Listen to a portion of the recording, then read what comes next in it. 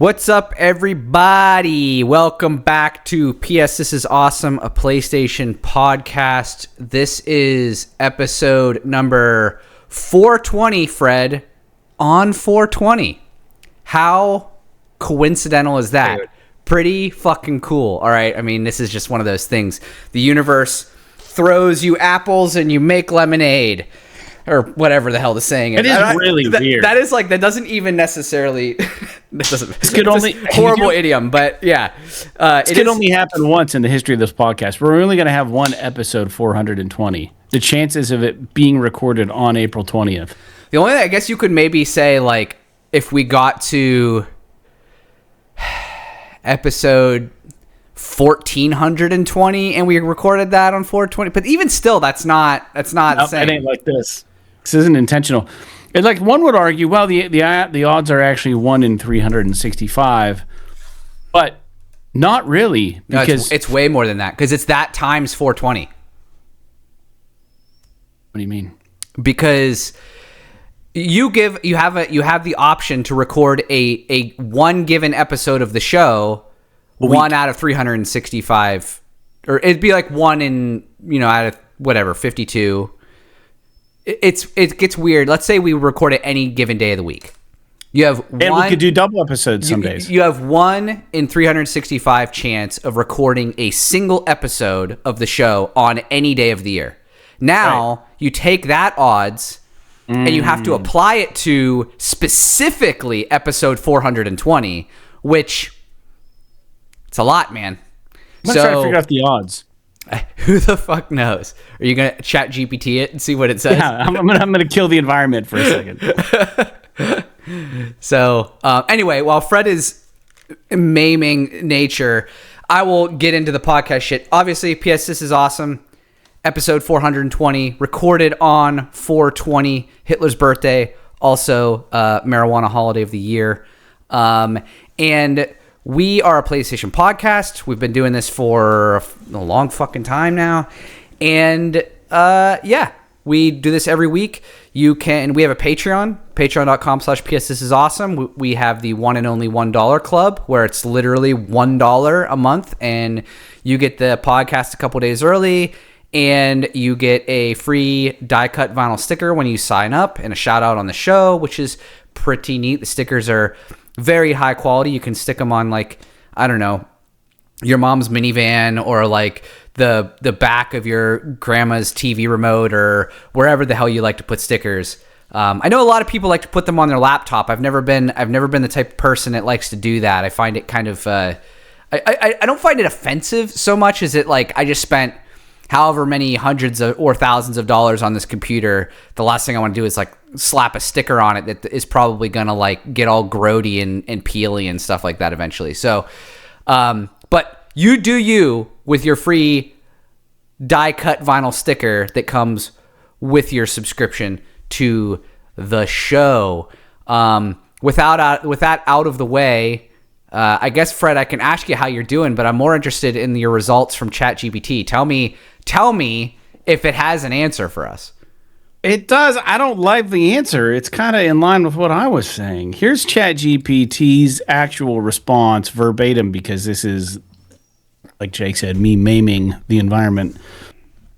It feels cosmic, but the math is actually pretty grounded.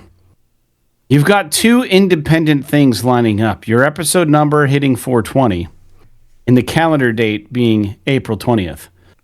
If your recording schedule has been somewhat inconsistent, weekly-ish, but there have been gaps, the date you land on when you hit episode 420 is basically random across the year.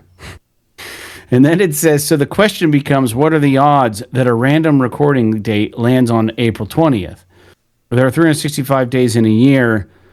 Ignore leap years. Only one of those days is April 20th. Odds are 1 in 365 or 0.27%. Even if we factor in that you typically record on a specific weekday, it doesn't meaningfully change things. April 20th rotates through the weekdays each year.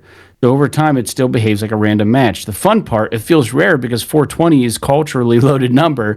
The symmetry is perfect. Episode 420 on 420, and your schedule wasn't rigid, so it feels less engineered. Bottom line, not astronomically rare, but rare enough. 0.3% chance that it's a genuinely cool coincidence and absolutely worth leaning into for the episode. It says if you don't make that episode at least a little ridiculous, you're leaving value on the table. I kind of disagree. I disagree wholeheartedly because the way that I'm thinking about, and obviously I'm not a math guru, or at least I'm not a statistics guru, but if we record on Monday every single week, and like let's say it's not random, and we record on Monday every single week, it would have to line up so that when we hit 420, 420 happens to also be on a Monday. So, I don't know. It seems like it should be more than 365 to 1. Or technically 365 and a quarter to 1. If this was a leap year, it would make it even weirder. But, I don't know, man. I don't believe it. But I will say that somebody out there knows the answer to the question. Although I will say it's probably impossible to figure out given our inconsistencies in the past with our recording schedule. However, you should be able to figure out something.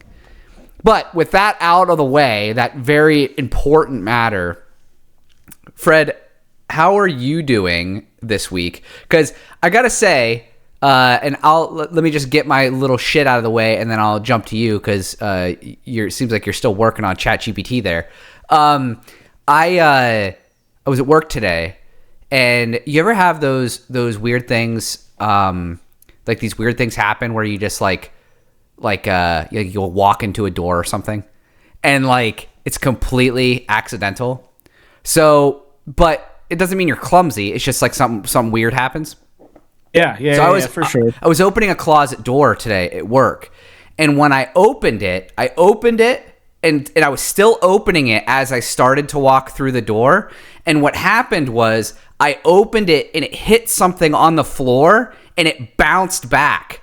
So as I was walking in, the door bounced back in front of me. Hit you in the face. It hit me directly in the temple on the side of the head. And dude, I have like a fucking bruise or something. Like when I chew, it like hurts. It's very, very weird. It's such a clumsy, stupid story. Yeah. But outside of that, doing pretty good. The NHL playoffs started over the weekend, and I'm not even fucking kidding you. I very rarely spend this much time on the couch, but the weather was shitty over the weekend, and I kid you not, I bet I watched hockey for probably 10 hours over the weekend. Wow. I watched a good chunk of probably 6 games between Saturday and Sunday. So that's been really all I've been kind of thinking about recently, because if anyone is even like remotely interested in hockey, the Stanley Cup playoffs, the hockey playoffs, specifically the first round, are without pair, in my opinion, in terms of exciting sports. So anyway, with that out of the way, Fred, how are you doing? I'm good. I tried to convince ChatGPT that it was wrong. And I said, well, what if we record on every Monday consistently? And then it was like, well, that does add another layer. And it said, ultimately, if you were to take all those things in conjunction, it's about a 1 in 2,500 chance. So it's pretty rare. It's pretty rare. It's not, if someone hands you a lottery ticket, though, and it kind of is, and they're like, hey, you have a 1 in 2,500 chance of winning $1. I mean, you're not going to win. I'm not buying that lottery ticket.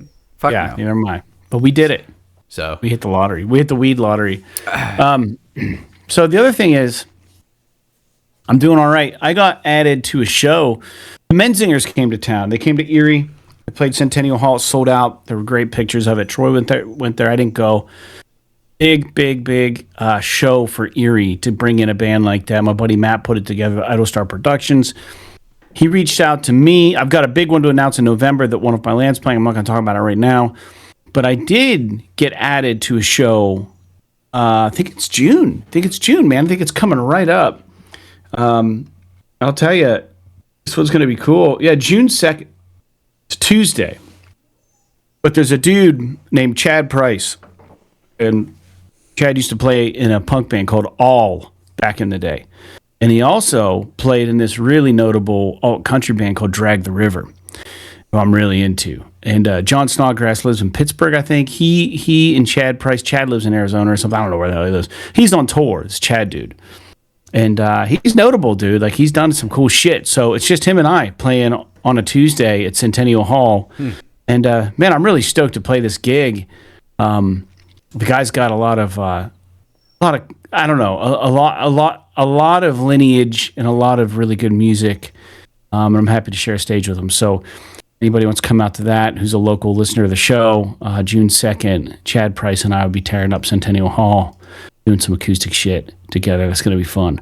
Outside of that, just working. Tired of the weather. Tired of this freezing weather. Woke up, it was like snow on the ground again. Yeah. And I'm just kind of sick of it. But, you know, we can get into video game talk. I don't have anything else really to add. Just kind of working through the routine. So okay. One more thing I will add that Sarah and I did over the weekend, which was exciting, is that we went and looked at puppy dogs on Saturday, which is really exciting. I don't think I talked very much about it on the podcast, but we had a dog pass away a year ago, and it was pretty traumatic for us. But we always knew eventually we would kind of want to get another dog, and not to replace her, but like, you kind of know what I mean. And so we decided to start reaching out, and we were able to find a breeder. And we went and played with them they're like 5 weeks old, super fucking cool. And so we went and talked to her and played with the dog, little puppies, for a little bit. And it's always so much fun, dude. Little puppies they're so fucking funny, man, because they're absolutely psychotic for about 20 minutes, and then they just become fucking limp dish rags. They just like pass out. And then you could just like literally like pick them up like almost like a dead rat. And you can just kind of like do whatever you want with them. It's so funny how they rock and roll. But yeah, so that was exciting. But all right, with that out of the way, let's get back into the video game talk. I'm gonna go first real quick because Fred, I want to talk to you about the game that you're playing. So I was playing Crimson Desert a little bit more. I mentioned last week that I wasn't really that into it. They keep updating it, but I might just put that game on ice for a while, and then maybe I'll come back to it and give it another shot or whatever. But it's just, dude, I'm like fucking 16 hours into it, and I'm still just kind of meh on it. So like, I just figured I'd give it a rest. So what I did was I downloaded two things. I downloaded the Tomb Raider collection 1, 2, and 3 that we got for PS Plus this month, and I also downloaded Hades 2, which my brother just texted me out of the blue and was like, "Hey, I bought this game if you want to try it out." And I played the first one for a little bit, but I've never played this. I never beat it or anything, just because like the listeners at this point, they know my thoughts on roguelike games. Yeah. But even though I did praise that game quite a bit, it's just I struggle with the roguelike format. So Tomb Raider first. I played it for like an hour yesterday, and it's interesting, and I kind of had fun with it from like a historical perspective, because I never played the original Tomb Raider games. And you could definitely tell when you're playing it how much Uncharted was sort of influenced by the original Tomb Raider games. Kind of sourced from Tomb Raider. Like you could see just like even the cutscene at the beginning, and kind of like the music, and even like some of the sound effects and stuff. It's very interesting. One of the things I thought was really interesting about it was there are new graphics and there's a modern control scheme, both of which are off by default. You would think that they would start with those on. And I'm playing this and I'm like, man, this really doesn't look that good. Yeah. And I was like, and it controls like ass. And so I go into the menu, and it's like, oh, you can change tank controls for modern controls. I'm like, okay. So I switch to the modern controls. I'm controlling it a little bit easier, although it's difficult because there's like, did you ever play Tomb Raider, the original ones? I dabbled, but I never really beat him. So there's like a thing with the platforming where she does like these backflips and stuff, and you have to like kind of get her into position to do these backflips, and it's very hard to do with modern controls. It's much easier to do with the tank controls because you like rotate and stuff. And so I was struggling a little bit with the platforming, and then I just happened to hit the options button on accident once, and the graphics got infinitely better, and I was like, whoa, okay. So like so there's like a new graphics mode. Looks pretty cool. And I played the first couple stages. One of the things that I'm like, okay, this is cool. I could see myself maybe playing this occasionally and getting a little bit out of it. But one of the things I don't like about it, and this is very classic PS1 kind of game, is that you're running around a stage trying to solve all the puzzles and kill all the bats and the fucking wolves and the bear that attacks you and get to the end of the stage, and then you move on. Well, if you do all this shit and then you die, you have to start the stage all over again. Unless you've performed specifically a manual save at some point during the stage that you can reload. So there's a couple times that I had to restart a stage from the beginning. And the stages aren't that long if you know what you're doing, maybe like 10 minutes or so. But it's like, okay, the controls are clunky. I just redid this thing like fucking 3 times. Maybe I should save more often. I don't know. But then I was just like, okay, I'm just going to set this down. It's nothing against the game, but I'm just going to set this down. I'm going to jump into Hades. And, dude, Hades 2 is fucking... I always... This Supergiant Games that made this game, they, in my opinion, 2D kind of hand-drawn kind of art style, and music, presentation, they're like almost unparalleled in my opinion. In the way that their games look, the way that their games feel to play, the way that the music kind of sticks out, the narrator, like the voice actor for the narration, like that's a staple to all like most of their games.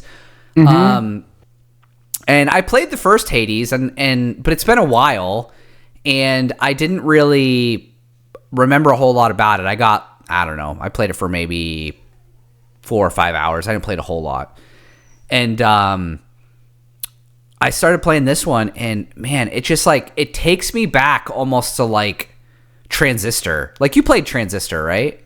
Or no? Early PS4. I feel like I did.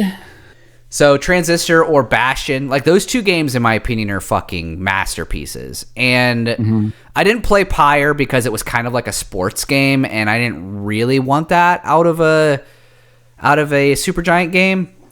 But other than the fact that it was roguelike, I really enjoyed the first Hades. I like how it kept building on the story and everything. And it seems like Hades 2 is even more of that. I like the protagonist in this game a lot. I like kind of the situations she's in and the conversation she's having. So it's so far I've played it for, I don't know, maybe like 2 or 3 hours at this point. And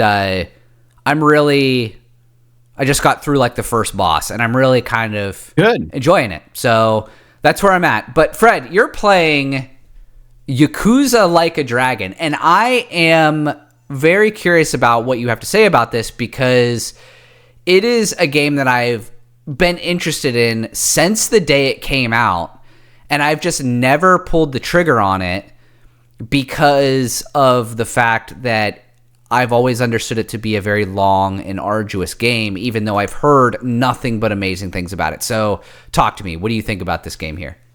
What made you play it, I guess? And also, before we get into that, do you have like a it seems like occasionally your image is going super dark. Like, do you have like your camera doesn't have... No, there's nothing. Okay, well, just keep the dock open, because I think the white of the dock is keeping your face illuminated. So, because you must not have a light pointed at you, and I think it's because of the light coming in through the windows behind you.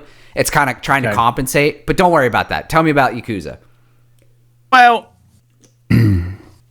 first off, I don't have easy access to my PS5 at the moment.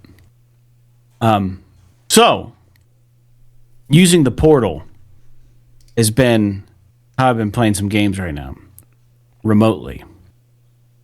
And I know Yakuza, or however you want to pronounce it, is a turn-based game.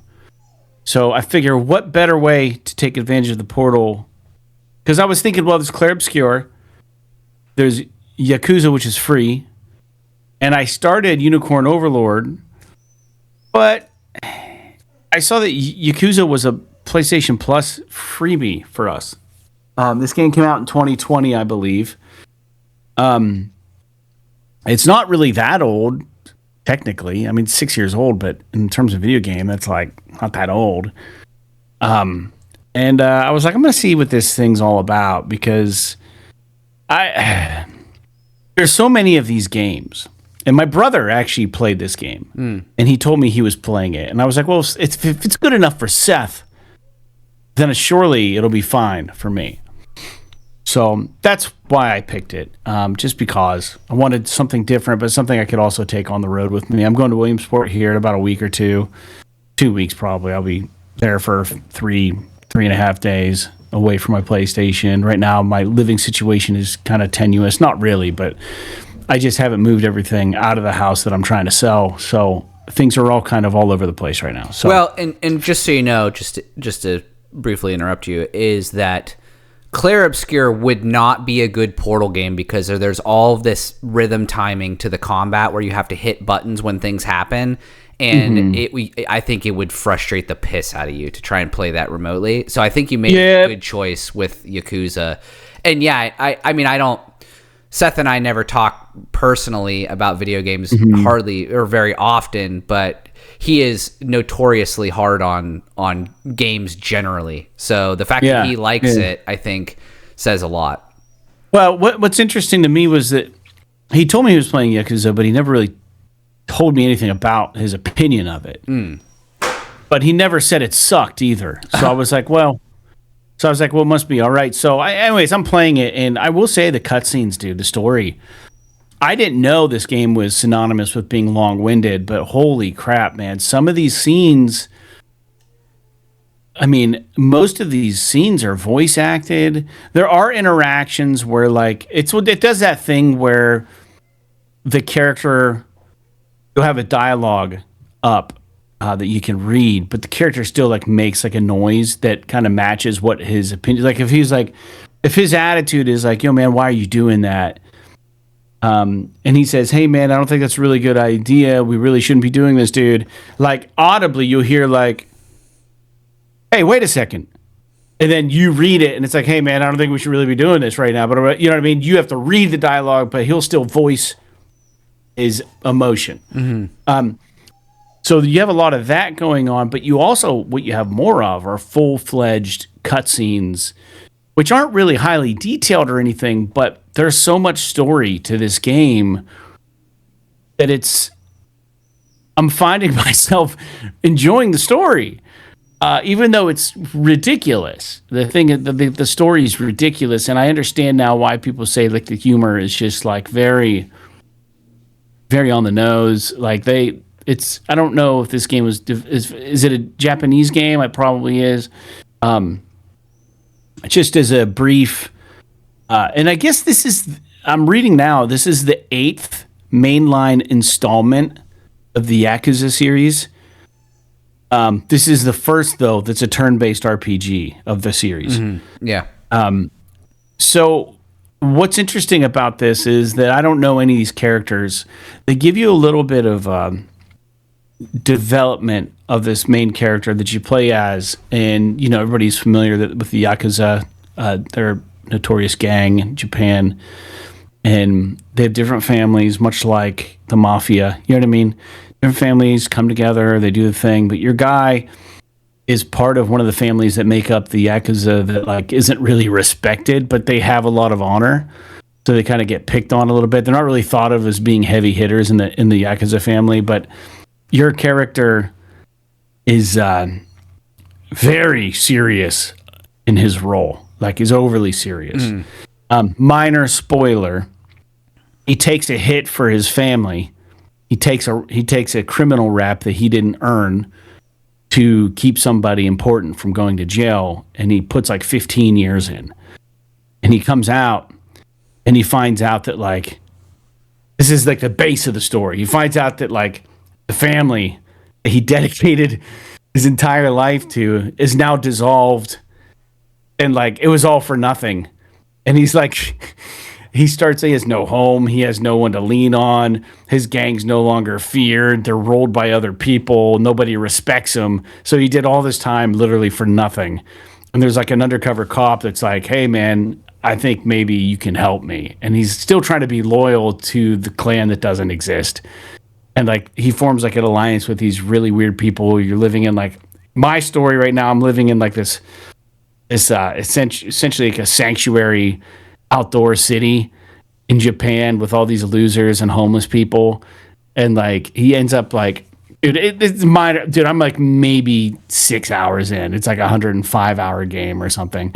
But like, what's crazy is like you make all these friends, and this is where the humor comes in. Is like you start trying to convince all the homeless people that like all they need to do is get off their ass and be a better hard worker. You know, like they don't have to live like this. And like his buddy there is like, yo, man, that isn't really the case. You know, these people are heartbroken. They're downtrodden. Like, you know, some of them have health issues. And he's like, well, I don't care. I'm going to go to, and like there's like a job placement place called like, help work or something. It's just called like help work. And you go there and you try to find a job, and they end up recruiting you as like muscle for like a bathhouse that like is a prostitution ring. And like, it's just, the whole thing just gets spirals out of control. And like, you're just, it's very kind of serious, but also very hilarious. Cause like there's a fight scene where like your guy just starts saying like all he ever wanted to be was a hero, and his buddies kind of make fun of him. They're like, well, you could be a hero, and he's like, well, maybe I just need to level up in life, like in the like in Dragon whatever it is. What is a RPG? I forget what it's called. It's a famous one in real life. Dragon. Oh, Dragon Quest. Yeah. Yeah. He's like in Dragon Quest. Maybe I just need to level up and just like get better. He goes, it's kind of hard to level up when you're in your 40s, but I'm gonna try. And he's like, maybe I can still be a hero. So then, like, the bad guys you end up fighting are in real life, like, other gang members that are just trying to take you down. And, but, like, when you fight them in the game, like, they take on different appearances because your guy views them as, like, monsters and way more difficult to kill than what they really are. And, like, he's pretending he's in an RPG. And it starts getting wild but hilarious. So it's kind of fun, man. So right now I'm working for this guy who has a prostitution ring, and he's one of his main earners isn't showing up to work, and I'm trying to figure out what's going on. So it's cool, but the story's like really like the character. I hate his chin strap. I'll say that. I hate the character's chin strap beard. That might be also intentional because he's kind of douchey and stupid, but yeah, there's something really endearing about him, you know. And he's always trying to do the right thing.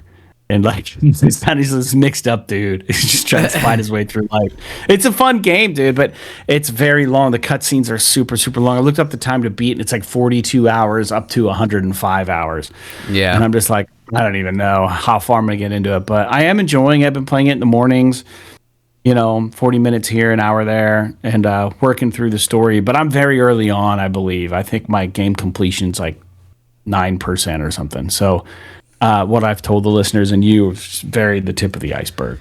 But I'm enjoying the combat's cool. I was gonna say, what do you think of the combat? Because it is turn based, but it's not like a conventional kind of theme for a turn based game. Yeah, I like the mix of it all, man. It's like if you play Grand Theft Auto or something, and it's like turn based, and it's just like what was weird was sometimes in turn based game there's a timer. And if you don't make your guy take an action in time, the enemy will get a chance, right? And like the way that it works is like it's a third person perspective, and you'll square up against 2 or 3 street punks or something, and it's your turn, but you don't control where your guy really walks. They just kind of walk around each other. They're going to square it off. Sometimes they'll back up, sometimes get closer, and if you can wait forever, and the enemies won't attack, even though it looks like they're circling you and getting closer and stuff. Like they'll never attack until you choose what you want to do with your character. So it's kind of deceiving in that way. There are some time button prompts to help you counter stuff. I'm not very good at it on the Portal. I don't know if I'd be better at it if I played right on the PlayStation. I could be a lag thing. It could just be that it's not really clear when you're supposed to hit the button. I haven't noticed it making that big of a difference, to be honest. But some of the specials are cool. You get items, you can equip your character, you get like potions and stuff, but they're not potions. It's just like liquor, like gin or sake or fish oil, and like that. It's very like rooted in Japan culture. Like some of the meals are like sushi, and like you can eat this stuff to gain hit points and MP and stuff, and you buy them at local eateries and stuff. So it's rooted in that world. And it's just interesting, man. But the cutscenes are long. I'm telling you, like, they're long. Like, some of the story beats are, like, almost Kojima-esque, like, long. Like, and then some of it isn't even interesting. Like, it's just your guys sitting at the better find work or help work or whatever, and they're sitting in the chairs, and, like, just funny shit is playing out in there. Like, there's people, like, arguing with the staff, and your guys are talking to one another. And, like, but it's, like, set up with camera angles, and it's a cutscene, and it's, like, 8 minutes of that, and then you finally get control again, and you're just like, what is happening? Like, why? I guess it does immerse you into the world. Combat's fun, though. I haven't died yet. I haven't died at all yet. I don't know what that looks like or how the game handles it. You can save, I think, at any point. Traversal can be done with a taxi, but it costs yen, and yen is kind of hard to come by right now, early stages of the game, because I'm, like, homeless and, like, just kind of squatting different places. But, like, it's fun, man. I would recommend it. I think if you liked, what was that game that you liked so much that I couldn't get over, just the repeating dungeons that was really big for a while? Persona or something? I'm not saying they're similar because I haven't played much of Persona, but I think if you enjoyed a game like that, because I know there was a lot of dialogue in the classroom and in the schools and stuff, if you can tolerate all those kind of dialogue things, I would say that this is at least, there's a lot of comedic but also somewhat serious storyline to this game, and it is kind of making me interested into this franchise. I've never played any of the Yakuza games, but I'm also kind of concerned that I'm hopping in at a weird place, and maybe this isn't the best place to jump into the game. Maybe some of these characters are already known from other games. Like, I have no idea. I just picked it up and I'm playing it. It is an RPG, but it doesn't feel like one. It feels like a story game or something. But, like, I don't know. It's weird. Like, you get people that'll join your party, and it does, like, this weird, like, sound effect like you'd hear in Final Fantasy, and it shows, like, a picture of them. But it's, like, third-person graphics. Like, decent graphics. And it's like, do-do-do-do-do-do-do. And it's like, so-and-so joined the party. It's just, like, this dude who looks like a street fighter. Like, okay. And you go walk the streets with this new guy who's like your buddy. And it's like, this is so weird. I think it's really creative, man. I think this game's really cool. And if you're interested, you should try it. But I don't know. That's really all I have to say. I'm going to keep playing it. I enjoy it. But I am excited for Directive 8020 to come out May 12th. So I will be switching gears briefly to play that. And that might also be another good game for the Portal. Hopefully I'll have access to my PlayStation by then. But that game looks kind of cool. That game looks really cool. So, I don't know. So I guess that's all I got for that. Jake, what do you think about this game? Are you interested? I like I said, I've been interested basically since it came out, but I just haven't ever pulled the trigger on it because I've heard that while it's a really great game, it's a bit of a slog. A commitment. I don't know if slog is the right word. Just like it's a commitment. You know what I mean? Where I didn't even know that coming into it. I had no clue. Yeah. So I just have never really dove into it. And now I do think there is a lot of references to the greater Yakuza universe in the game, but that's not something that ever held me back. It was just that I never started it because I wasn't sure about whether or not I wanted to commit to that kind of game, even though I do have or have had access to it. So yeah. I like to believe at some point I'll get to it, but it's probably not going to be on my radar for a little while. So, okay. So I don't believe we have. We don't have any listener feedback this week, do we? No, I checked. Okay, Nothing. You did. Okay, good. All right, so let's jump into the news here. We don't got a ton of stuff that's really important this week, but there are a couple of news points that are quite interesting. And one of them is this first one here, which is, hold on, I apologize. Okay.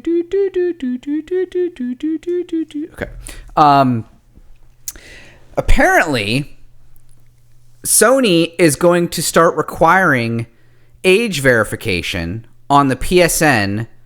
And I have down here, because I read this initially on Push Square, but I've since found that I believe that it's globally.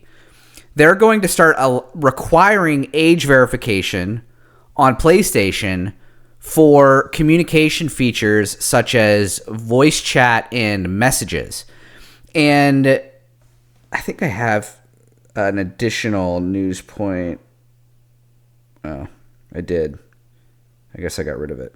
I thought I had an additional article up on my phone that was a little bit more detail. But basically, the idea is that I think it's just to like protect kids and stuff like that. But the concept is that if you want to use chat, voice chat, or messages on PlayStation, you have to verify your age.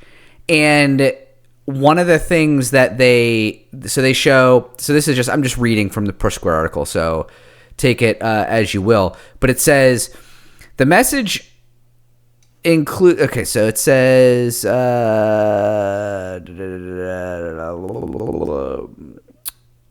So the message says that in compliance. So this came up on the PlayStation Store for, I guess, people in the UK and Ireland, but I think this is going to be a global thing. The message says that in compliance with global regulations, users will need to verify their age later this year if they want to continue using communication features, including text-based messaging and voice chat on the current gen console. So that would be the PS5. And it shows a picture of this message on the PS5 with a QR code. And it says the website that comes up when you click on the QR code, or the QR code says that you can verify your age through three options. One is, and this is interesting, a facial scan. Take a photo of yourself and have the system give you an age estimation. 2, ID. Use identification documentation like driver's license, passport, ID cards to prove your age. 3, mobile number. Use a verification code sent to you as a text message on your phone. That doesn't seem to be enough. There has to be a way for, it must be like a combination of these things maybe. But I find it interesting that they're saying that they'll scan your face and it's going to just estimate how old you are to let you know if you're allowed to use fucking chat features. That seems kind of ridiculous to me. Now, maybe I don't know the whole story with this, but it is very, very strange. So the ID, the driver's license and stuff thing, that makes sense. I don't know about the mobile number stuff. I mean, maybe it has to do with, if your mobile number is linked to a adult's account or something like that. I'm not really sure. So I just went to the website and I just clicked on facial scan. How does facial scanning verification work? This is on the PlayStation's website. You need to take a photo of yourself in a well-lit area. Our service provider, Yoti, uses a proprietary technology to estimate your age using the geometry of your face. Yoti deletes your facial geometry data as soon as your verification is complete. PlayStation never collects, stores, or otherwise processes your facial geometry data. We receive only the result of the verification from Yoti. For more information about blah, blah, blah, blah, blah, go to Yoti's website. How do I make sure the photo is appropriate for age verification? Please make sure that you are in a well-lit area and your face is evenly lit. Your face is entirely visible. No other faces are visible. So, okay, this is just basically telling you how to do it so that it doesn't like fucking break on you or whatever. To me, this is kind of crazy. I don't necessarily disagree with the idea of you having to have some sort of age verification to use these chat features on the PSN. because of just, I don't want to say prevalence, but it's not uncommon for people to find themselves in dubious situations in online chat rooms and stuff. Now, I do wonder, how does this work with something like, what's that fucking game that everyone loves, that you loved for a long time? Arc Raiders. Arc Raiders, where it's an in-game chat. And it's not PlayStation's chat, party chat. Can they block it with in-game chat, or can they only block the console, the PlayStation-specific voice chat, party chat, whatever you want to call it, and the messaging service? So I don't know. This feels very strange to me. I don't know what's going on here. It seems like there's got to be more information. Maybe they're just kind of half-assing this and only applying it to their systems because they need to comply with some global regulation, and not really because they actually give a shit about it. But I just thought that was kind of interesting. Do you have any thoughts on this, Fred? It's kind of weird. Yeah, I don't really love it, man. I think I don't care either way, if I'm being completely honest. Do you want to have to take a picture of your face and have Sony tell you if you're old enough to am I going to have to do that? I think everybody does. Potentially. I don't know if this is true or not. But my face is everywhere anyways. It's on all the social media stuff. I don't care. I'm not even worried about that so much as it's just like, what if I have a baby face? Is it going to tell me I'm too young to fucking chat on PlayStation or something? You know what I mean? I don't know. Didn't we see something where people were like taking a screenshot of Solid Snake and then saying that was their face, and then they were getting approved for being old enough? It could be, but what's keeping you from using somebody else's face? Nothing. Probably nothing, unless you have to use the facial scan in conjunction with an ID. Which, how does that work? Because you could Photoshop an ID to put Solid Snake's face on it. So I don't know, man. This is weird. I'll be completely honest with you. I've only read like a couple articles about it. I haven't like dug deep into like the PlayStation freaking, website and stuff about it, other than what I've read on here. So who knows? Maybe it's whatever. Maybe it doesn't matter. But it's entirely possible. If you're an online player, probably what'll happen is this will pop up. I'll never do it, and I'll never notice because I never use messaging or chat on my fucking console. I feel so bad because sometimes guys like One Black Talon and stuff will message me on PSN, and I feel horrible because they'll be like, "Oh, hey, something about the podcast or something about something I did on PSN," and I won't find it until like fucking 4 months later. And I'll just, because I never look at it, and I'll just be like, oh fuck, and I'll either reply to them or I'll say something on the podcast. But it's pretty weird. So okay, moving on here. So Pragmata, this game which I have been very interested in. You and I have both talked about it a little bit. We both played the demo. We both, I think, kind of liked it.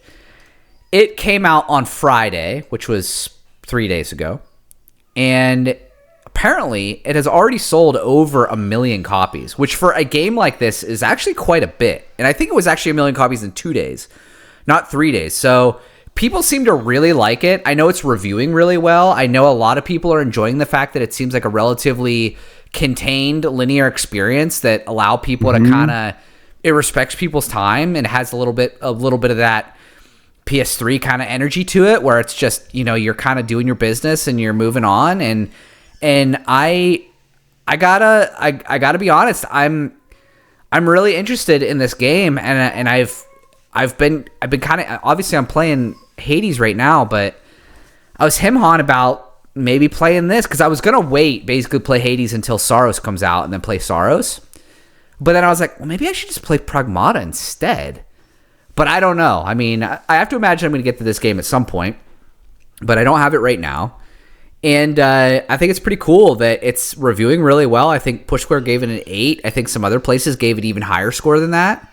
So, Yeah, I don't know, Fred. What do you have to say? Do you have any interest in this game still, or are you just kind of like? Is this kind of like maybe when I get to it someday? I think it's going to be free on Plus one of these days. It could be. That's my thing. I think it's going to be. So you could wait a couple years for it to like show up on PS Plus one day, and then just maybe try it out. Or dude, yeah, I'm not phased at all by this. I think it was fun. I played that demo at your recommendation. I enjoyed it. I said really all I need to say about the demo. I thought it was fun. It felt a little clunky at times. I thought it was a creative interface with how the hacking and the fighting goes. Did I feel like there was enough there story-wise to keep me invested? Maybe not so much in the demo. Maybe there's much more in the game itself. I still don't even know if it's a linear game. It seemed like it was pretty linear when I played the demo, which is appealing to me. But yeah, man, I'm happy. I'm happy that it's done well, for sure.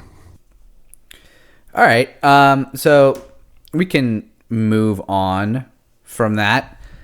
And this next point's pretty interesting. So everybody knows, if you've been paying attention to the video game industry for a while, and PlayStation specifically, you've heard the name Shuhei Yoshida. He was the head of PlayStation Worldwide Studios for a long time, I think like 11 years. Most of through a lot of the PS3 generation and through a good chunk of the PS4 generation.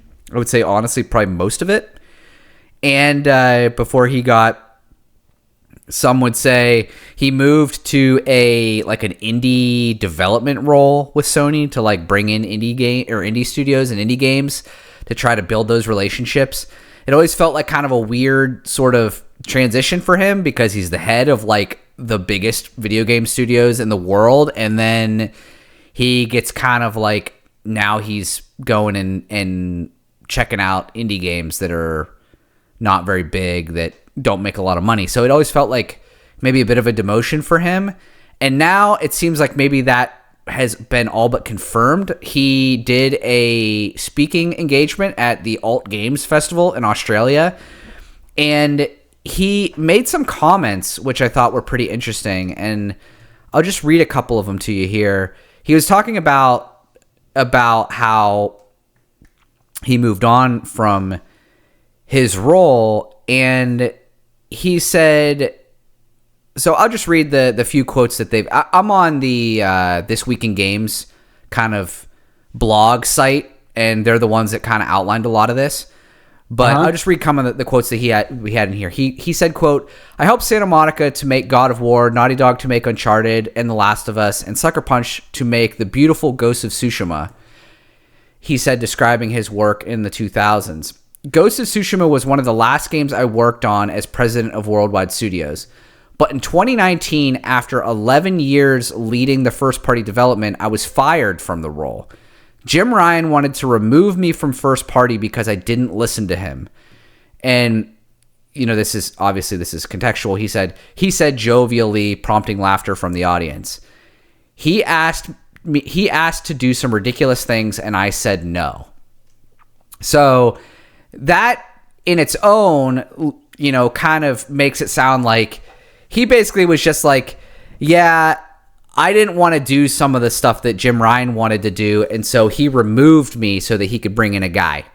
He could bring in one of his guys that would kind of do sort of the business plan that he had in mind with First Party, which now we kind of assume was the live service stuff and everything that kind of has pretty much died on the vine for Sony, to be honest with you. But it is an interesting thing nonetheless. He did say, though, that Ryan offered Yoshida the role to focus on improving PlayStation's support of indie development because, quote, everybody in the company knew how much I loved indie games. And he also said, I really enjoyed the role of promoting and evangelizing indie games. And so this is kind of interesting because I don't know how I feel about the way that all of these news sites are providing, are framing the headlines. And I don't know how much of it is because if you read the article or if you read the comments, it seems like he's very kind of, at least now he seems very sort of at peace with the whole thing. But it seems like everyone that is writing about this is real quick to saying that like Shuhei is attacking Jim Ryan. And I don't think that that's necessarily what is happening. I think that he is just saying like, look, this is how things rolled out. This is why I am no longer the head of Worldwide Studios.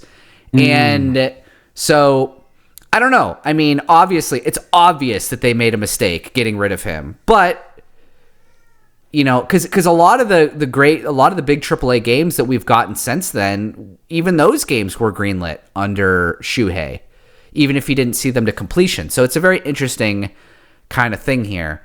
I don't know how you feel about this, Fred. I would say that Shuhei ruled over what was arguably the golden era of Sony's first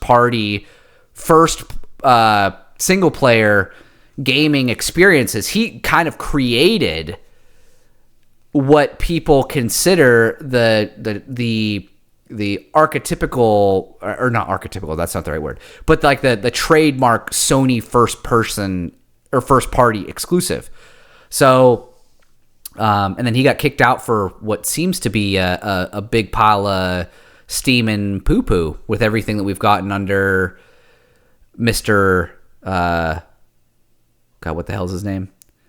Jim Ryan. No, well, Jim Ryan, but I mean the new head of Worldwide Studios used to be at Guerrilla. I almost said Cerny. I know what you mean. Yeah, he's a. I know. Herman Holst. Sorry. Thank you. So anyway, tell me do you have any thoughts on this? I mean, I think it's just kind of interesting because we very rarely get this kind of candid comment from somebody in the games industry. Dude, I think like this is one of those things where everybody all but presumed he was pushed out. But this is pretty clear what happened now. You know what I mean? Yeah, I mean, especially since you can see what Sony spent all their money on after he left. Like the hard right turn with all the live service stuff. You can tell that like he probably, and I think he said on other podcasts in the past where he has kind of admitted that it's important, but he has mentioned that he had no interest in doing it. So I don't know. I just find it kind of interesting because you think about it, like, wouldn't you love to get some comments like this out of Kojima about fucking Konami? Like how awesome would that be? It just seems like now that Shuhei has sort of left the company, and maybe he must not be under any sort of like gag order or anything like that. Because he's just like going on podcasts and saying shit now, and I think it's awesome. Like I love getting some of the behind the scenes shit, good or bad. That kind of transparency is interesting, especially since Sony doesn't talk literally at all anymore. I mean, they don't talk about anything anymore. So it's very nice to see this kind of thing, even though it kind of makes you reflect a little bit, like. Because you could think about it like all that could have been if he had stayed with the company and he didn't get pushed out of his role. Like, where would we be with some of the games that we like? What would have been released by now? We probably would have already gotten Intergalactic. We probably would have already gotten some other stuff, maybe like a Siphon Filter game, or maybe another. What was that game they made? Days Gone, like a proper whack at a sequel, which would have been kind of cool. But at the same time, like, he was there during the development of fucking Dreams and shit, which is like, they should have, I don't know. They should have drowned that puppy a long time ago. And they just let it ride for fucking 10 years. And then that thing just flushed itself down the toilet. So I don't know. It's shoulda, woulda, coulda kind of thing, but I think just as fans also, we kind of miss the personality too. He was always very like bubbly and smiley and a lovable dude, an approachable dude, somebody who had just allowed some sort of access and appreciated the fan base. Right. And now it's like you got Herman the German in there who's just like, My gosh. he's just talking business. He only comes out when he has something to say about a game, and otherwise he completely disappears. And I get there's something creative, or there's something attractive about that. Like, why say anything? Why put yourself out there if best case scenario people like it, but worst case scenario you get your feet held to the fire for it? Yeah. And so I kind of get it. But anyway, I just kind of wanted to throw that out there because I thought it was kind of interesting that Shuhei was able to talk so candidly and that it got picked up. News point number 4 here, and neither of us are avid Dragon Ball Z fans. However, there was a very popular fighter in that franchise that came out 8 years ago called Dragon Ball FighterZ. I don't know if it's FighterZ or FighterZ, but it's like fighter and then a capital Z on the end. And it was really, really popular. I think we actually got it on PS Plus at one point or something. And 8 years after release, they're putting out new DLC for this game, which is just like another character and maybe like another stage or two. But I thought, like, and we've talked about this in the past, I think it's so cool when games do this, when they put a piece of DLC out there for a game that has been dormant for forever. Like I don't know if I mentioned this on the podcast, but they just recently released a whole new class for Diablo 2, and that game came out 27 years ago. Yeah. So I love when they do this, and I have a comment here in the notes that says Witcher 3 ? Because there's been all these rumors that there's a Witcher 3 DLC that might be coming out, and I know you would be pretty stoked about that. Am I incorrect in that? No, yeah, that'd be awesome. So I love the idea of people getting a little bit more mileage out of their games, because I think that there's a thing, right? When you're releasing DLC, you think about someone like me, and I think Fred, maybe you're very similar in this. A game comes out, I play it, love it. If you release DLC for that game 1 year later, I'm not going to play it. I'm done with that game. I'm playing other games, unless it's something where it's like a very short game that I can replay, or it's like a pick up and go kind of thing like Diablo is or whatever. But like, I'm not going to get to it. But if that DLC comes out 10 years later, I'd be like, oh, well, maybe I'll play this game again. And then I'll play that DLC on top of it. And I think that there is something to be said about that. I love the idea of like the long game DLC. And I don't think anybody plans on this, right? Your game has to survive that long for it to be worthwhile. And The Witcher 3 is definitely one of those games. And I think Dragon Ball FighterZ is probably one of those games too, at least in the fighting community, that for like the anime guys, they really liked it. And I'm sure that, to be fair, I'm sure that adding a new character and stage is probably not that big of a deal or that big of a lift from a DLC standpoint, from a development standpoint. But something like The Witcher 3, if they're doing like a whole nother like story arc with like maybe new map or something, I would honestly, I'll be honest with you, like I would love it if it just wasn't a new map. If it was the same fucking map, but they just like added maybe a dungeon or two and then like some story content. I think that would be perfect. Because as much as I liked Blood and Wine, it's just like a lot. It's like a lot more. Like I just got done playing fucking this 90-hour game, and then now it's like I got to play another 40-hour fucking map thing. Like, don't get me wrong. I'll love it no matter what they do. But yeah, maybe something more like, I imagine it'll probably be something a little more like Hearts of Stone, a little bit less like Blood and Wine, but I don't know. What are your thoughts on this? I know you're amped about the Witcher stuff, but I imagine as a whole you're probably pretty cool with the idea of a late game DLC release. I'm all about it. There were rumors of this. I'm happy that this is a thing. My biggest gripe is kind of like, I don't know, man. Like, that game is inherently difficult to play. Like, the combat's difficult. Like, the learning curve is really steep. So to jump back in after having not played it for, like you said, like years, it's appealing, but I don't want to have to replay the whole thing just to try the DLC. But I also want to play the DLC, so I hope they overhaul the controls and give you just a character that's ready to rock and roll, and you can just play the DLC.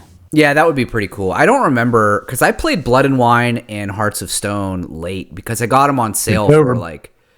So good. Yeah, I mean, I got them on sale for like free practically. So I didn't play them until like a couple years after I played Witcher 3.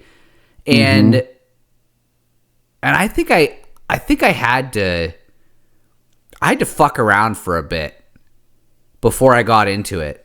Like, I used my old save, but I had to fuck around for a bit to get back into the game and get used to the controls and all of that stuff. And maybe I did. I don't remember. Maybe I made a new game. I don't know. It's like if you think about like The Witcher, or not The Witcher, their other game, Cyberpunk, and Phantom Liberty. I've been thinking about playing Phantom Liberty.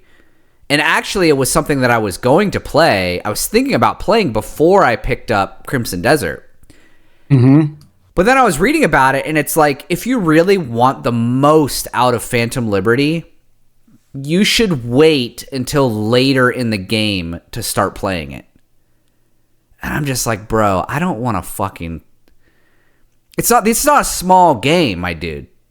It's a big fucking game. So you're telling me you want me to, you know, and it's like, think about like the DLC for Horizon Forbidden West. You have to beat that game to even start the DLC for it. That's crazy. So, you know, and to be fair, I did beat that game, so it's not like it's that big of a deal. I could just jump right into it.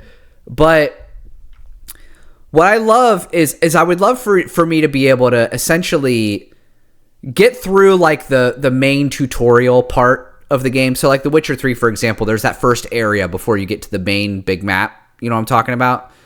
Where you do like a handful of missions and you fight your first like mini boss, which is like this griffin kind of creature. And they kind of shunt you off to like the main map.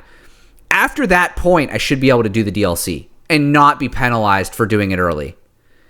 And I think that would be kind of a cool thing when you're this far out after release. But at the same time, it's like, it's been 8 years, or it's been whatever, not 8 years. I mean, it's been probably 8 years since I've played The Witcher 3. When did that come out? 2015, I think? It's been a long time. So, you know... It's been a real long time. And how many times did you actually beat The Witcher 3 is another question. I only beat it once. I've restarted it like 3 times, but I've never gotten much past like the beginning of it, because it's just like I'll start it out and then I'll just go play something else, because it's like I started it once, I think, because Sarah is really into The Witcher, the books, and she wanted me to play it so she could see it. But that game is like, it's so dense and big and open, it's kind of difficult to play with like a spectator. It's not like Uncharted where you just kind of play through it linearly and someone can kind of observe the story. It's very kind of open and you're just wandering around a lot of the time, and it's probably kind of boring for a spectator. So, but yeah, that's, I don't know, we kind of got off on The Witcher 3, but that was sort of the point of me adding this in here. Good for the DBZ fans. At some point, I would like to try this game out, because even though I wouldn't consider myself a DBZ super fan, I did watch it when I was in high school, and I did enjoy my time with it. It's just not something that is stuck with me, and it's like, it's gotten to the point now where it's like so insane, and like I don't even understand what's going on anymore, and it's like every season is like fucking 100 episodes long or some shit. Like, I don't know. It's a lot. So, but the game looks really cool. So I don't know. Anyway, next news point, and we're just gonna bounce off of this one. I just thought it was kind of interesting. There's a game coming out on the PSN that was called Gran Carismo. So not Gran Turismo, Gran Carismo.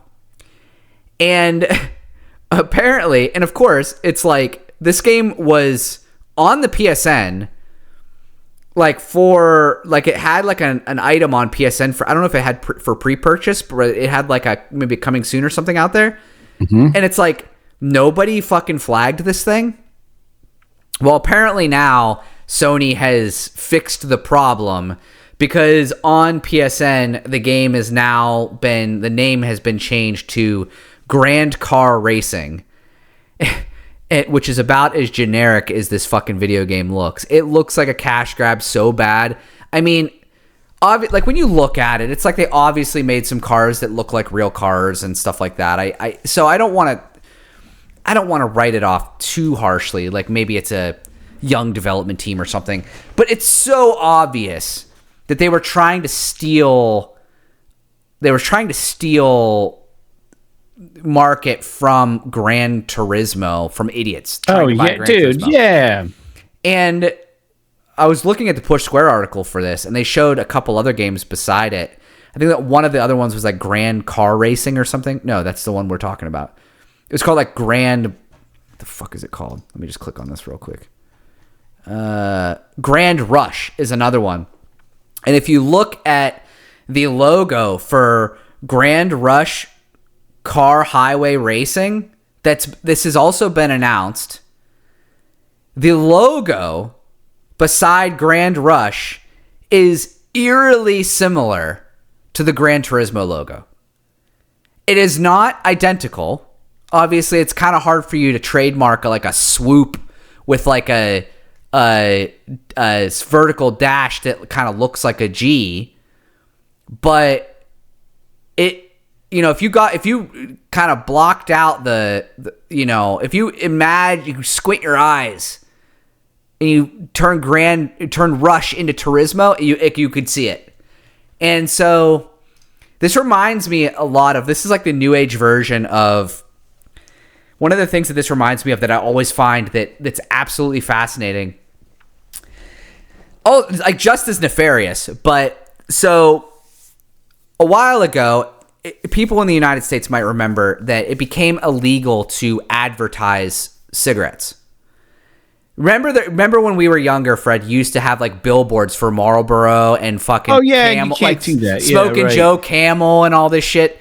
The Marlboro Man, and like sports and car racing and stuff, all were sponsored by cigarette companies. Yeah. And there was a period of time where, and people should look this up because it's really interesting. A MotoGP team, which is motorcycle racing, and an F1 team, which is Formula One, both were sponsored by a like dummy company. And the logo was, the vehicle was red, and there was all of these oddly placed vertical white lines on it.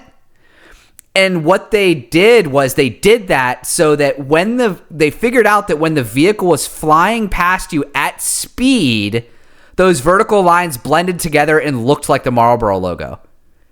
And so here it was like Marlboro making this shell company that fucking sponsored these teams that could put logos on the fucking cars and bikes that when they were going fast, it still reminded you of the Marlboro logo. To me, I don't want to say it's the coolest because it's fucking pretty nefarious, but like, it's so ingenious. And this is just like people just being like, not even trying to be kind of creative about it. It's just like, no, you're just being fucking dirtbags. Yeah. You know, you're like, you're the, I don't know what you want to call it. It's like, you know, you make an action figure line that looks like a soldier that you call it G.I. John. And it's like, okay, you know, but you make the font and everything with like the fucking American flag and all that shit. And it's just like, come on, guys. Everybody knows that's not what this is. And so what are your thoughts on this?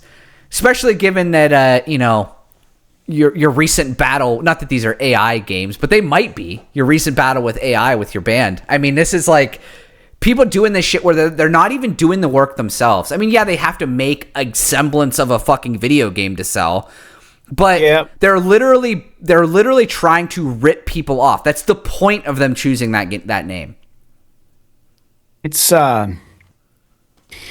it's it's so far from intelligent or clever marketing that it just becomes one of those things that's honestly just obnoxiously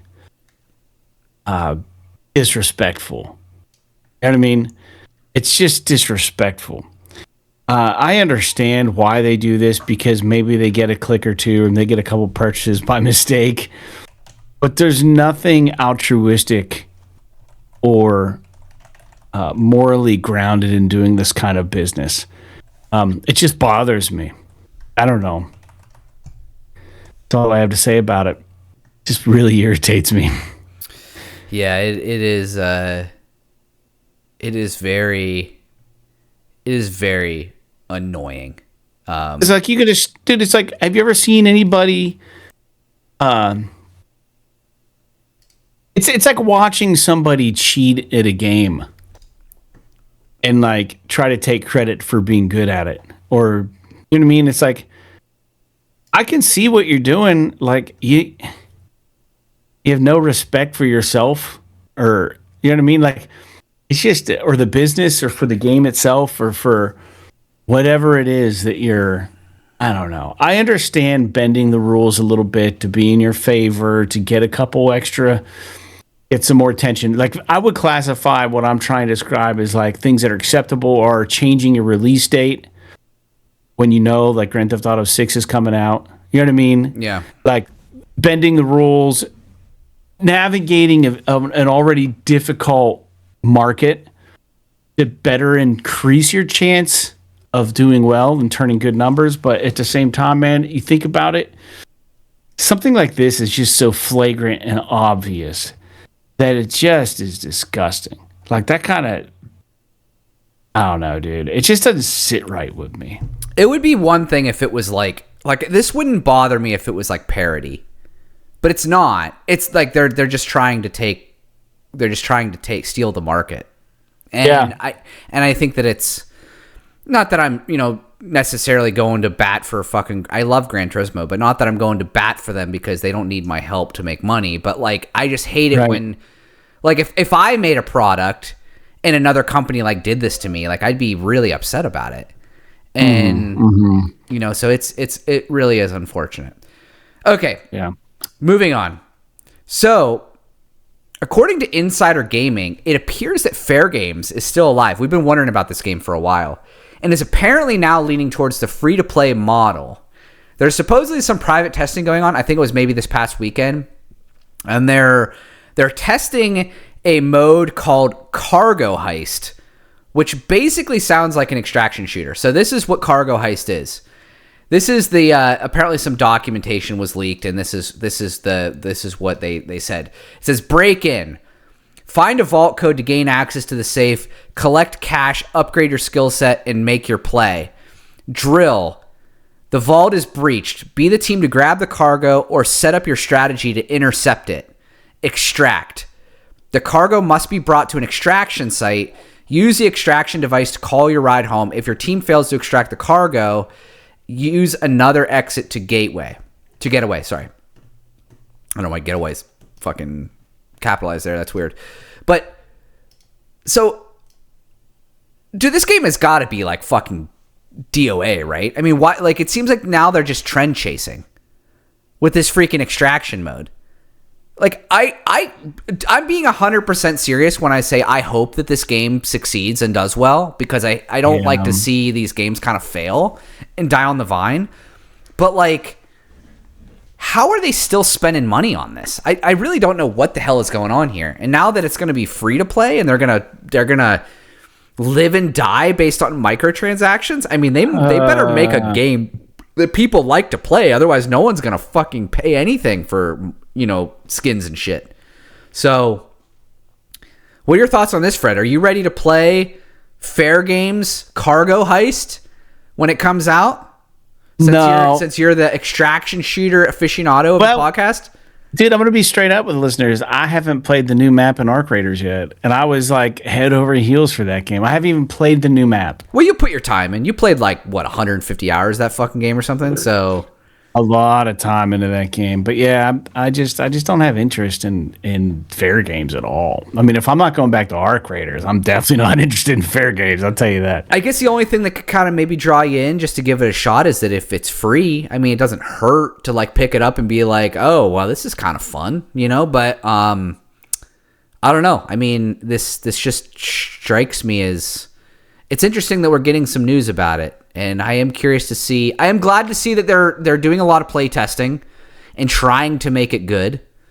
But at what point are we at a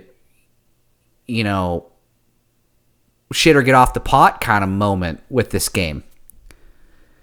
They announced it a while ago, so I'm not so sure about what's going on with this game. I don't think anybody knows what's happening with this.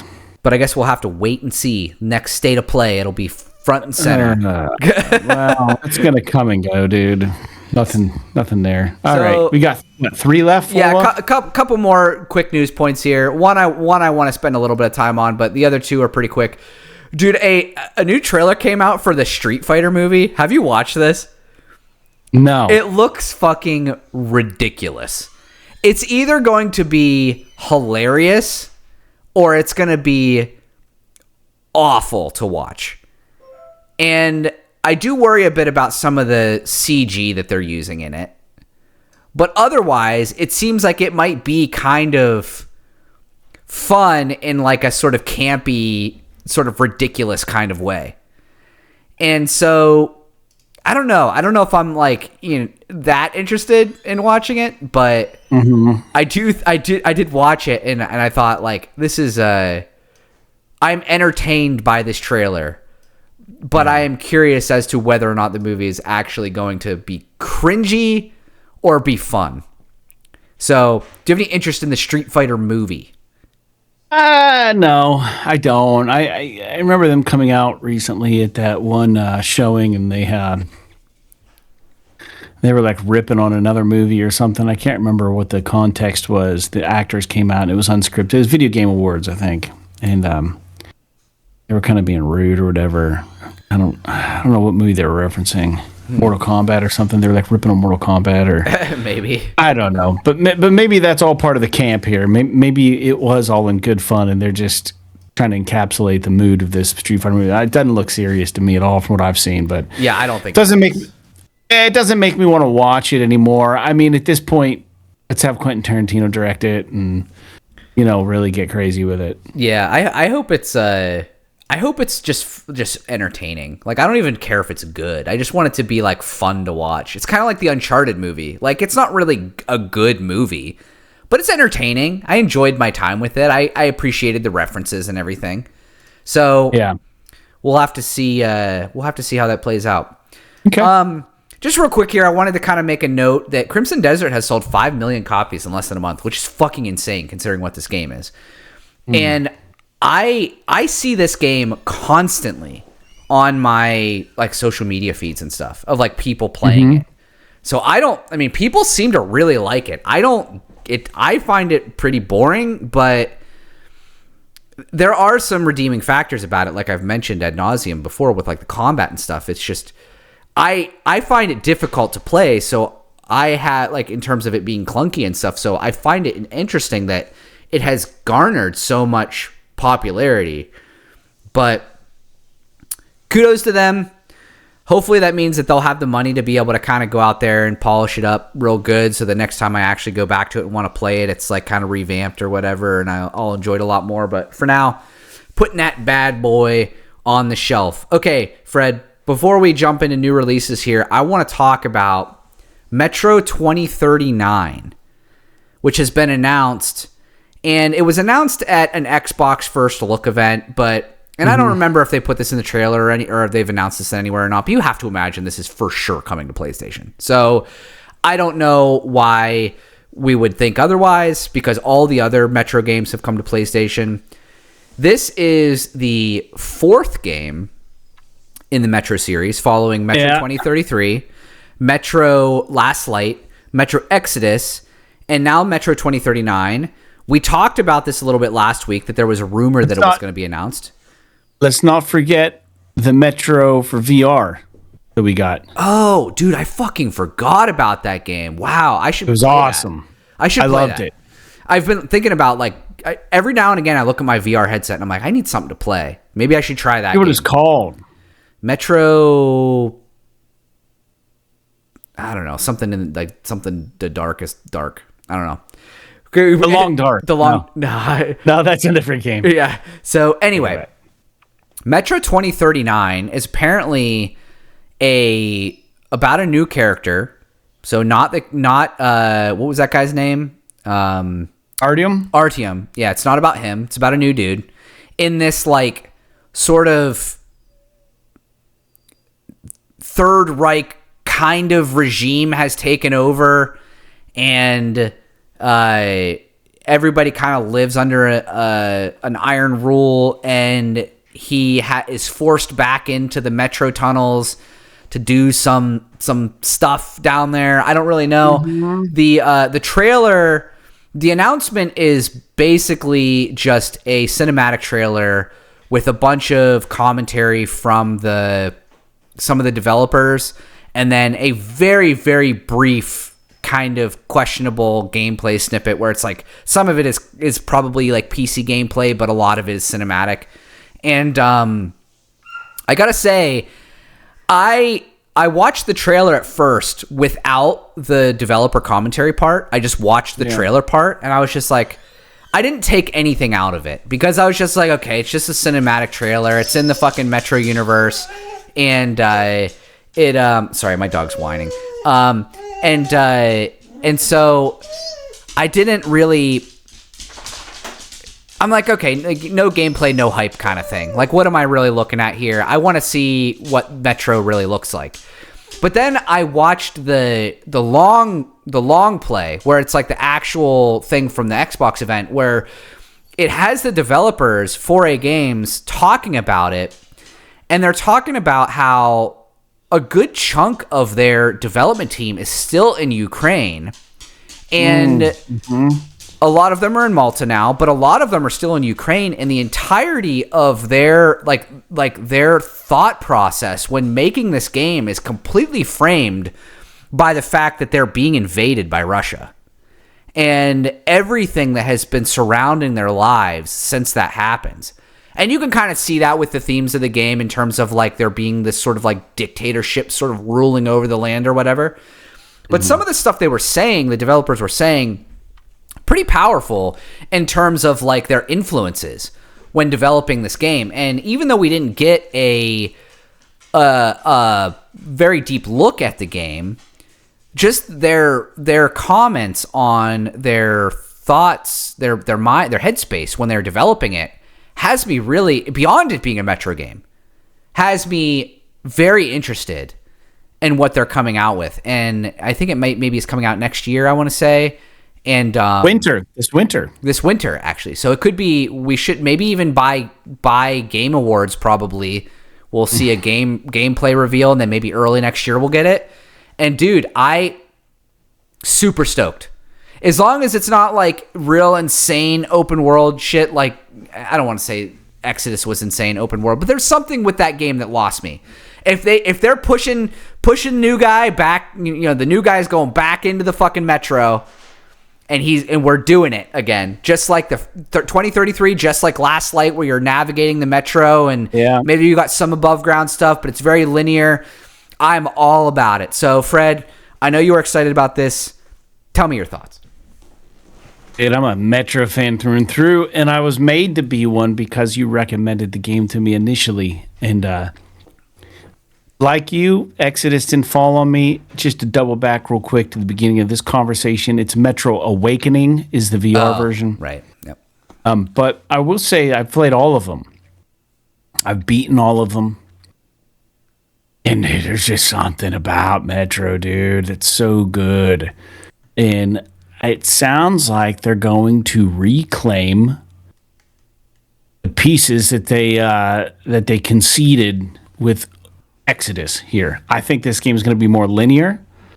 I think there will be parts that open up a little bit, but I don't think it's going to be so much like Exodus. I think we're going back to the roots, to the dark, the kind of the spooky, the less hopeful kind of this is what war does, Metro.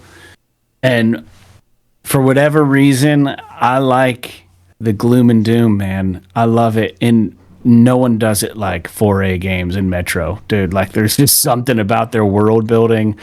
There's something about their graphics, something about the game mechanics, the difficulty spikes, like you're immersed in these games and you get really lost in them. And I would love to read the books. I haven't read any of the books by Dimitri or whatever his name is, but I would love to read the books. I think they were saying in that video that he has some role in the development of this game. Oh yeah, he's been involved in all of them. He actually helped write, I believe, the VR game. That's awesome. That's so cool. And I think that, like, they mentioned that he's actually been exiled from Russia because of his stance on the Ukraine war, which is pretty crazy. But yeah, I am super excited about it. They did mention too that it was going to be a darker game, and it seemed like they were talking figuratively because of the nature of their setting right now. Personal experience, yeah. Yeah, but I think it might also be literally as well. If he's going back into the Metro, we're going to be doing a lot more slinking around in the dark like the first game. And even like Last Light, I think throwing knives. Yeah. And there might be a little bit more of a spooky, horror-y kind of component to this game, which is fucking awesome because that was one of the great things about the first game is it was literally like a survival horror game. And I think that it would be cool to kind of recapture that a little bit. So yeah, I advise people go watch the video. It's like 15 minutes long, but like I said, it's like 6 minutes of a trailer and then like maybe 8 minutes of developer commentary with a little bit of gameplay. And I advise if you have any interest, go watch it. It's not going to tell you much, but it'll get you kind of in the mood. It'll let you feel the vibes of the developers and kind of, it makes you sort of want to be on their side and kind of play this game just to support them kind of. So I couldn't have been more thrilled to see this trailer. I was just like, man, I'm all in. This is awesome. Yeah. The actual cinematic trailer, I was just like, the whole time I'm watching it, I'm just like, okay, it's just like some weird fucking fever dream kind of trailer. But like, I really wanted it to be a little bit more of a straightforward kind of, even if it was some cinematic, something that showed a little bit more about like the moment to moment kind of in the Metro kind of shit. However, I do think it does a good job of showcasing sort of like the darkness of the themes that they're really, it seems like they're going to be pretty heavy-handed about their way of life and their thoughts on it right now. And I think that it could fall flat. I mean, it entirely could fall flat, but I am very interested in what they have to say, given the situation that they're in. So I'm excited for it. All right. Last little bit here before we get out of here is new releases for this week. Coming out, of course, on 420, Jay and Silent Bob Chronic Blunt Punch. And I was like, a Jay and Silent Bob game is coming out. That's so weird. And I actually, like, I just looked it up real quick. It actually looks pretty fucking cool. It's like a side-scroller beat-em-up kind of game with like a comic book kind of art style. So I might be checking that out. Saint Slayer Spear of Sacrilege comes out today. Drop Duchy Complete Edition comes out April 21st. Vampire Crawlers, April 21st, which I think is, if I'm not mistaken, is that... Oh, God. I broke it. I'm sorry. What is this? Is this the...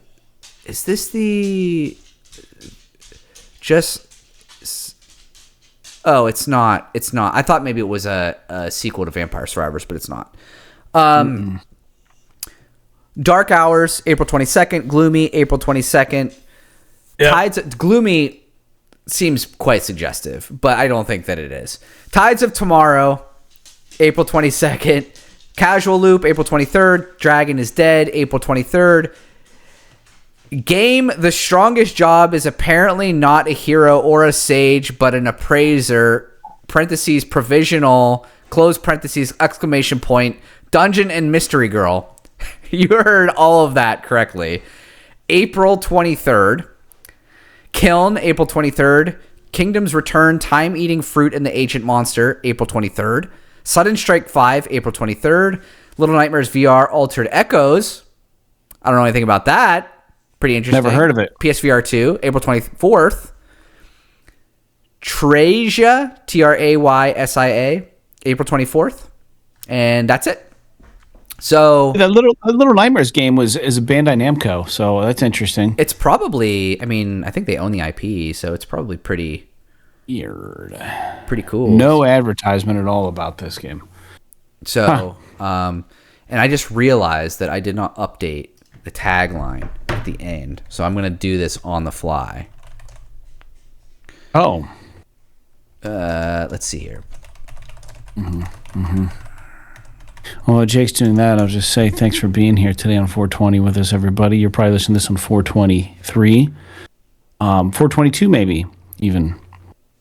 Dude, look. Okay, you might not be, I don't know if you can see my phone. Look at this picture I took on Saturday. Those puppies. They're Look at those adorable. little fucking doggies. They're all sleeping on top of each other. It's a big little pile. Oh, cute. I am so excited to look at puppies. Anyway, so I got a list here. Do you have anything you want to say before we get going, Frederick? I came up with a cool graphic for today's episode. I sent it in our chat. It probably screwed up the OBS video you're trying to capture, but I came up with quite a few. The last one I think is the best one. And I think it's good. What is That's all. so? What am I looking at here? Is this supposed to be us? I don't understand. Yeah, it is supposed to be us, but just pretend it's us. And you're dressed like the guy from Yakuza. And I'm holding a bong in a PlayStation 4. And we're walking in the streets of Japan. What is in your shopping bag? Is it like a bunch of tea? It's a bunch of treats that you can get in Yakuza to like get a better health and stuff. Yeah. Oh man. Okay, I'll use that. I'll use that as the It's ridiculous. as my I think you're thumbnail. smoking a J in it also. smoking a blunt. Holding a baseball bat with barbed wire. That's fucking funny, man. It doesn't look anything like us, but oh well. All right. If only we looked that cool. So with that out of the way, Fred, I don't know, man. The weather's supposed to be good the rest of the week, so I'm excited to kind of get outside and do some shit. I got to do some yard work and crap as usual. But honestly, like, I don't mind sitting on a mower if this time of year, if I get to just enjoy some warm weather and the sunshine, listen to some music, just be outside. It's kind of nice. I can kind of go out and I don't know, Fred, if you're planning on maybe getting back into running again or not, but Yeah, I am. last week I started. I haven't run in like 6 months, or longer probably, and I started running a little bit last week, so I might try to go out again maybe tomorrow morning and get back into it. It's always nice. It hurts when I first get started. It hurts like my knees and my thighs a little bit. But I gotta build back up to it. It's a lot. Like, I'm in really good shape because of hockey, but hockey is incredibly low impact. Running is super high impact. So I just feel it through all my joints, unlike when I play hockey. So I tried to drop a little bit of weight before spring came. I dropped about 12 pounds. I'm probably 10 pounds down to where I wanted to be, but I'd like to drop another 10, but I'll probably get back into running. Just the heavier you are, the harder it is to run. sure, So definitely. you can get a little thinner. It's easier to maintain a consistent running schedule. You know what I mean? So I'm still trying to drop a little bit of weight. I'm not doing a great job at it right now, but I'll get back on it. Okie dokie. So that wraps it up for episode 420 on this 420 episode of PS This Is Awesome 420. And you can find us again on patreon.com/PS This Is Awesome. Donate to the one and only $1 club. Write into the show if you want to talk to us. And that's about it. So, like Wake Up Club, Wanderer, and War Mongrels, P.S. P.S. This is awesome. This is awesome.